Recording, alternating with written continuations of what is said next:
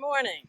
I'm Deb Novotny, licensed battlefield guide here at Gettysburg National Military Park, and we're in the Soldiers National Cemetery.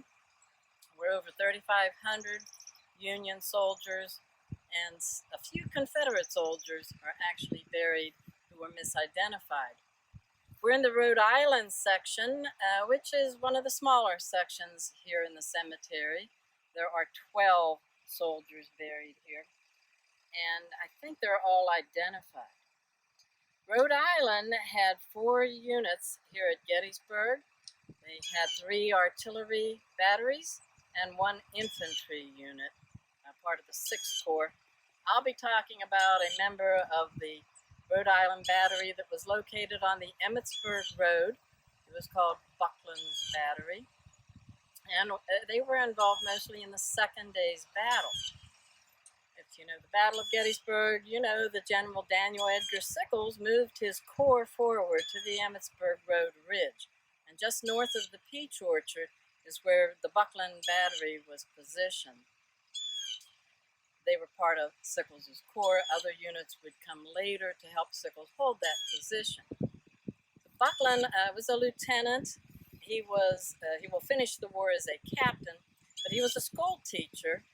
I was a school teacher for 35 years, so I like school teacher stories. So Buckland had a man in his outfit that was educated, knew how to read and write, and made him, he got him to be a corporal and also his battery clerk. And the clerk would do things like making sure they had the ammunition, the food for the men, pay, all that was under the clerk's auspices. They were not part of the battery. The clerks would stay behind, and Ernest Simpson decided no, he wanted to go with the battery. I want to tell a little bit about this Ernest Simpson. I don't believe that that's his name. That's an alias, because Ernest Simpson was born in what's now Germany. And as a young man, he fell in love with a girl, and he took the girl to his parents. He was serious about this girl. He wanted to marry her. But after the parents met her, his parents decided, no, we're not going to condone that marriage. We're not going to let you marry. Of course, this is in the old country, and the parents had a lot of sway, but they didn't get married. But Ernest Simpson's heart was broken, and he decided to leave Germany. He actually went to London for a while, and then he came to the United States at the time of the Civil War. He was living in Rhode Island, and he volunteered to be in this outfit, this battery of 6 Napoleon 12-pounders.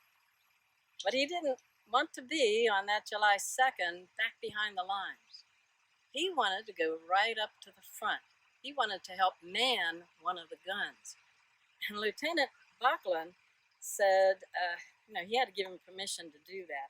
And I want to use Buckland's own words, because he wrote this in 1882. He said, Ernest Simpson was my company clerk and had begged permission to go into the battle. I told him we would probably be killed, and he must settle my accounts with the government. During the fight, he came to me and asked permission to take charge of a gun. I consented. And in a few minutes, on that July 2nd, his head was shot off. He had a death wish.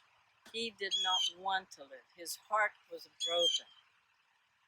And he was killed outright that day, manning that gun along the Emmitsburg Road. Doing a little other research, I've also found out that when he was living in London, he did try to commit suicide, but he failed at that. So I don't know his real name. I don't know how old he was. Sometimes, you can find that on the enlistment papers, but I don't think I ever looked him up down at the National Archives. So I have some more research to do on Ernest Simpson. There's one thing that I've learned. I don't care how long you study about this place called Gettysburg, there's always something that you can learn. If somebody tells you that they know everything there is to know about Gettysburg, don't believe them. I'm Deb Novotny, and I hope you remember Ernest Simpson.